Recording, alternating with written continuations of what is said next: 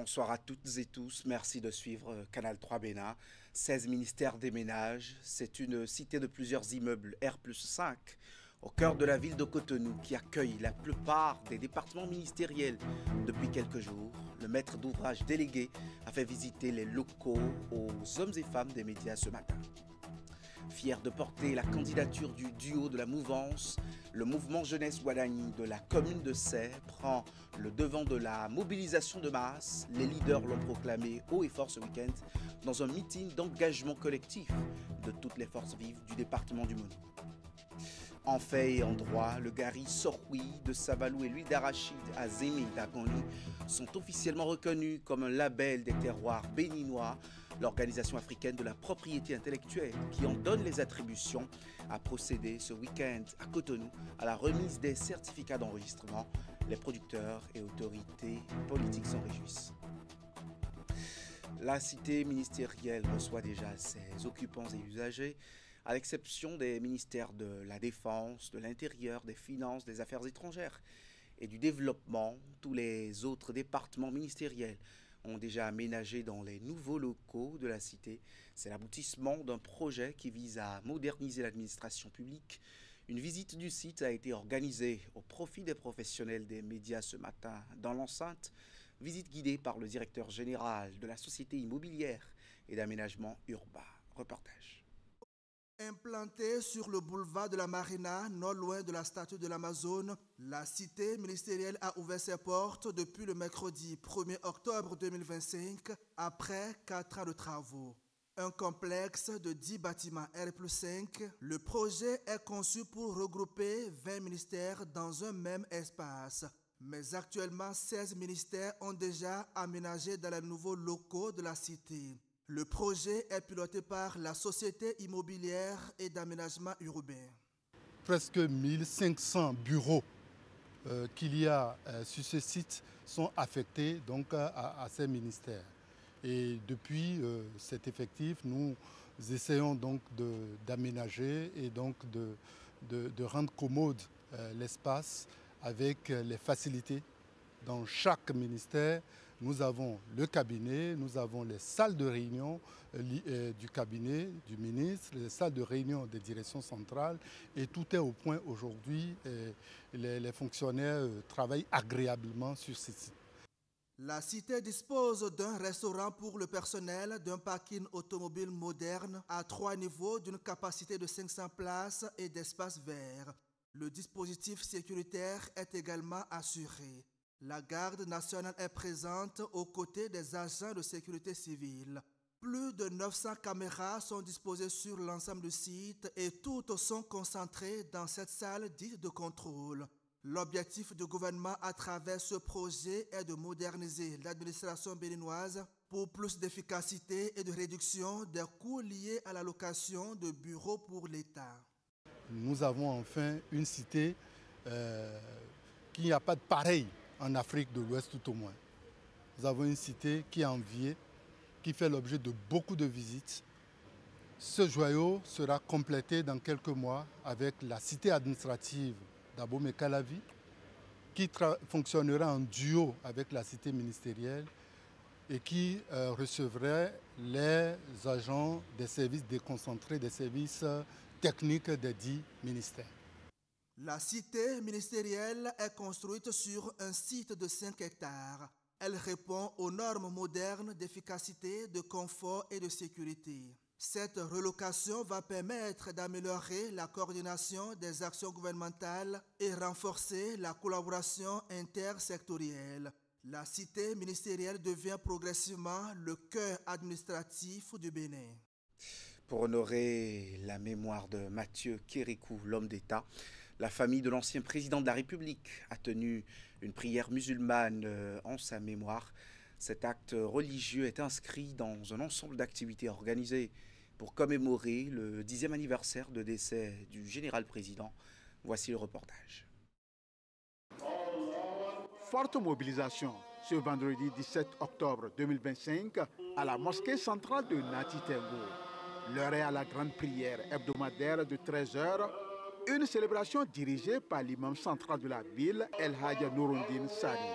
Juste après les 2 rakats, Place à la prière musulmane dédiée au digne fils du terroir, feu général Mathieu Kérékou, pour implorer la clémence d'Allah afin qu'il lui accorde le repos éternel 10 ans après sa disparition.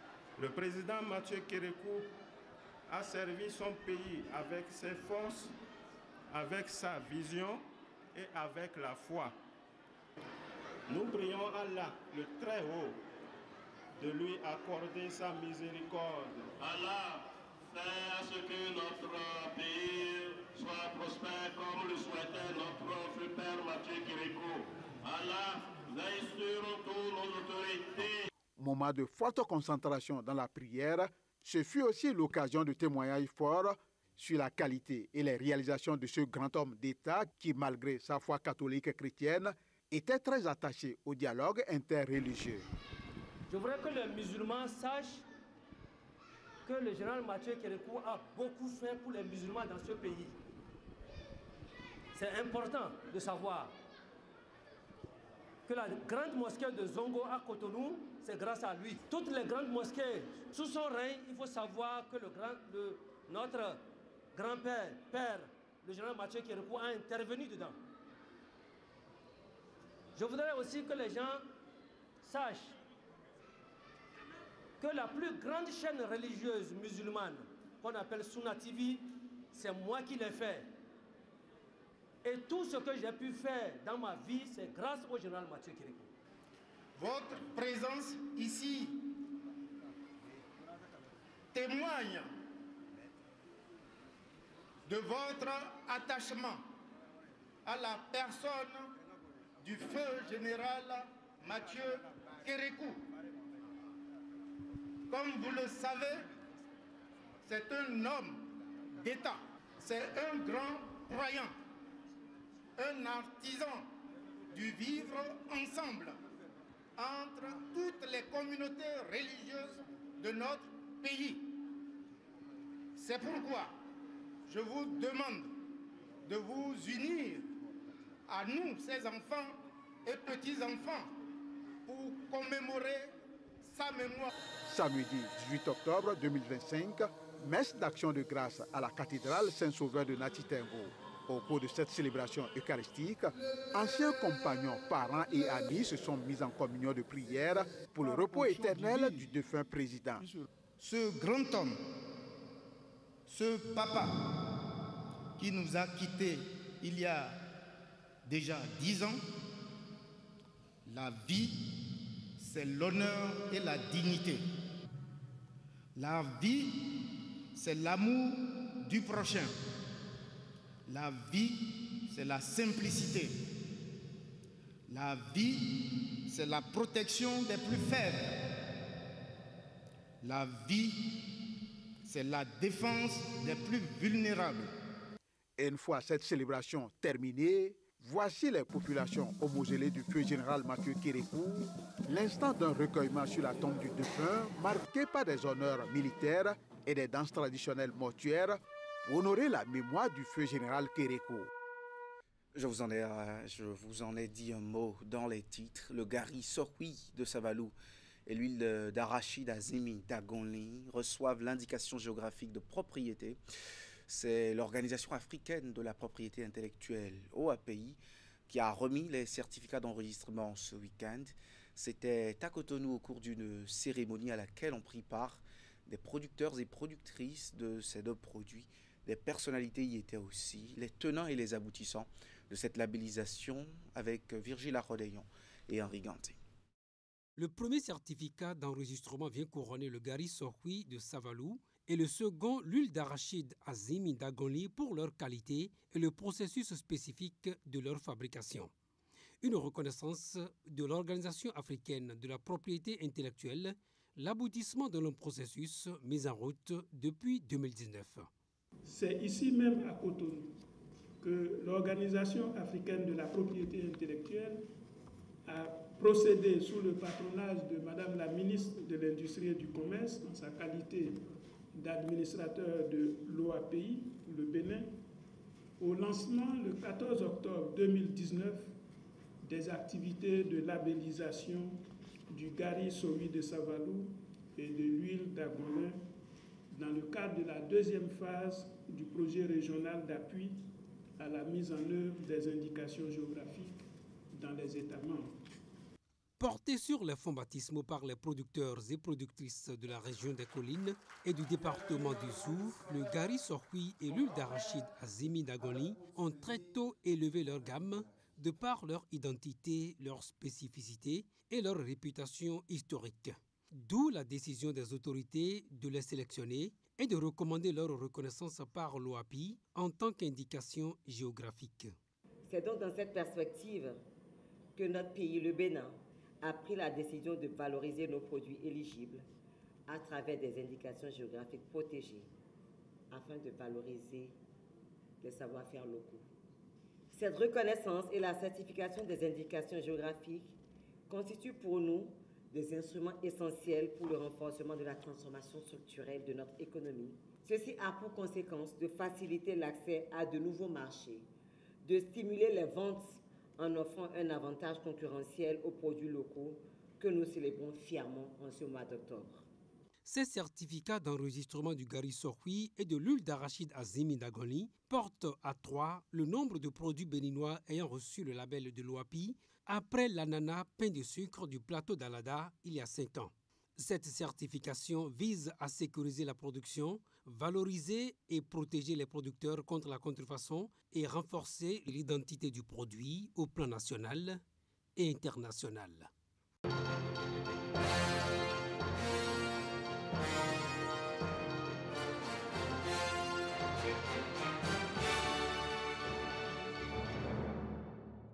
À quelques mois des élections présidentielles d'avril 2026 au Bénin, le mouvement Jeunesse Ouadani lance déjà l'offensive pour la conquête de l'électorat au profit des candidats Romuald Ouadani et Mariam Chabi-Talata. Le top a été donné ce week-end à Sey, dans le département du Mono, département d'où le candidat président est natif.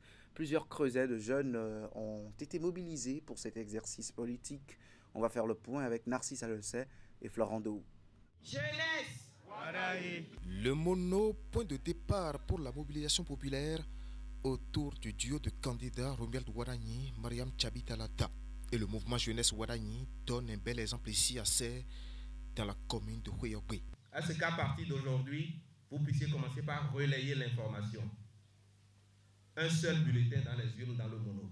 Et ce seul bulletin, c'est le bulletin de Romuald Ouadani. Ce serait notre manière d'exprimer notre reconnaissance aux différents partis politiques qui l'ont porté. Ce serait notre seule manière d'exprimer notre reconnaissance à l'endroit du chef de l'État qui l'a soutenu. Reconnaissance exprimée à toute la classe politique béninoise et au chef de l'État pour le choix d'un duo autour duquel les populations n'entendent pas marchander leur soutien. Je demande simplement à tout un chacun de nous ici, une fois de retour chez lui, qu'il fasse la sensibilisation autour de lui afin d'agrandir le cercle. Car il est temps que la jeunesse prenne le pouvoir. Il est temps que le Bénin rayonne davantage. Des mots et sentiments crédités par une soixantaine de mouvements politiques de jeunes venus de tous les départements du Bénin. Et dans un pays connu ces dernières années pour le faible taux de participation aux élections, ce creuset se dit déterminé à œuvrer pour la victoire de son champion au soir du scrutin du 12 avril prochain. Nous allons au fin fond de nos parents où les partis politiques n'arrivent pas à atteindre. C'est notre rôle. Nous touchons également les indécis qui sont restés pendant 10 ans à ne pas aller au vote. Vous le savez mieux que moi que depuis quelques années, le taux de participation aux élections est devenu très faible dans notre pays. C'est le moment pour nous, en tant que jeunes, de relever ce défi démocratique. Relever ce défi pour conforter le statut de laboratoire en démocratie collé au Bénin en Afrique depuis les années 90. Après le Mono, tous les mouvements qui se retrouvent dans le creuset Jeunesse Ouadani entendent investir les autres régions du pays pour propager la nouvelle selon laquelle le duo Ouadani-Talata est le meilleur pour l'avenir du Bénin. Les militants Force Cori pour un Bénin émergent, FCBE, présentent officiellement Le duo candidat appelé à défendre les couleurs du parti aux prochaines présidentielles d'avril 2026. Il s'agit de Paul Rompet et de Roch Rouanou, une cérémonie placée sous le signe de l'unité et de la reconquête du pouvoir. Le compte-rendu de la manifestation de ce week-end à Cotonou avec Teddy Goudalo et Deron Kwevi. Des militants des forces Kori pour un Bénin émergent massivement mobilisés à Cotonou pour assister à la présentation du duo candidat du parti pour la présidentielle d'avril 2026. Venus des 24 circonscriptions électorales du pays, ces sympathisants et délégations ont tenu à vivre ce moment qualifié d'exceptionnel pour la formation politique. Nous demandons à tous nos militants et militantes, et au nom du Conseil national, au nom du bureau exécutif national, au nom du bureau politique, M. Paul Rompet et Wanou Roch sont désormais nos candidats pour conquérir le pouvoir. Vous leur apporterez votre soutien indéfectible. Femmes et jeunes militants ont donné de la voix pour réaffirmer leur engagement et leur détermination à soutenir contre vents et marées le duo désigné. Le président d'honneur de la FCBE, Alassane Soumanou Djemba, a pour sa part lancé un appel fort à l'unité et à la cohésion au sein du parti pour l'atteinte des objectifs. Ce qui nous unit aujourd'hui est plus fort que ce qui devait nous opposer. La FCBE est de l'idéologie socio-démocrate. Et lorsque vous voyez dans un pays les républicains, les progressistes et les socio-démocrates adhérer au code électoral pour participer à une compétition, sachez que seul le pays compte. 2026 sera l'année de la fierté béninoise et africaine. Mais cette fierté ne peut se construire que dans l'unité et la réconciliation nationale. C'est pourquoi, fidèles à l'esprit de rassemblement qui nous anime, nous voulons être les candidats du dialogue, les candidats de la cohésion nationale. Pour les responsables de la FCBE, ce duo incarne un nouvel espoir pour le Bénin. Le parti entend mener une campagne rassembleur et ambitieuse afin de reconquérir la confiance du peuple au soir du scrutin du 12 avril 2026. La famille Moël Bénin, pendant ce temps, s'agrandit. Le groupe Quartier Général d'Abomey fait son adhésion au parti du mouvement des élites engagées pour l'émancipation du Bénin. Reconnu pour avoir travaillé aux côtés d'autres formations politiques, le Creuset a officiellement donné sa fusion au parti de Jacques Ayadji. L'annonce a été faite au cours d'un rassemblement que Imet Hélène Amoussou a suivi pour Canal 3 Bénin. Encore une adhésion au parti mouvement des élites engagées pour l'émancipation du Bénin Moël Bénin. Les nouveaux venus sont les membres du groupe Quartier Général d'Abomey, ayant fait ses preuves à plusieurs reprises sur le terrain. Précédemment, aux côtés d'autres formations politiques de la mouvance, le groupe de jeunes a finalement décidé de s'affilier au camp de Jacques Ayadji. Cet acte, fruit de longs moments de réflexion et d'analyse, est justifié ici par le président du Creuset. Plusieurs raisons, à cause du goût de travail que nous avons ressenti au sein du parti Moël Bénin, un parti très jeune, un parti où il y a la vérité, un parti où on peut compter sur nos propres forces, un parti où le sens de discernement, l'esprit de partage et l'esprit de construction de notre pays est une valeur. Au cours de la cérémonie officialisant ce ralliement, les documents qui consacrent l'existence du groupe Quartier Général d'Abomey ont été transmis aux responsables de Moël Bénin. Du côté des adhérents comme dans la famille d'accueil, ce fut un grand instant de liesse. Responsables départementaux et nationaux du Moël Bénin ont salué l'initiative et prodigué des conseils. Que ensemble, nous fassions rayonner le parti Moël Bénin.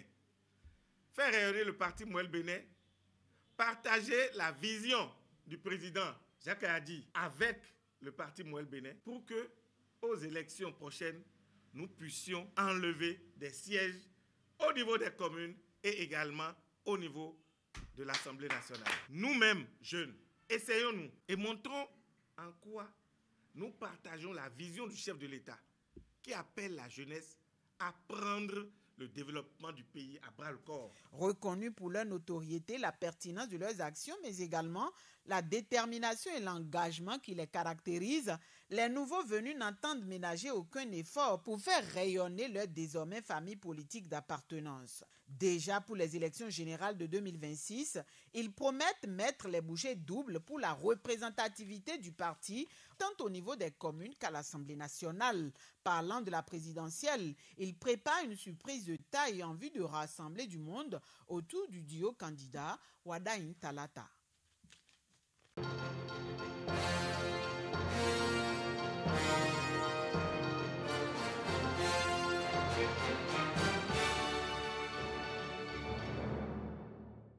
Pour ce journal, c'est fini. Ne zappez surtout pas à 20h. Vous prenez le rendez-vous de l'info continue. Course à la présidentielle. La FCBE a investi son duo candidat. C'est le thème. Merci de nous rester fidèles.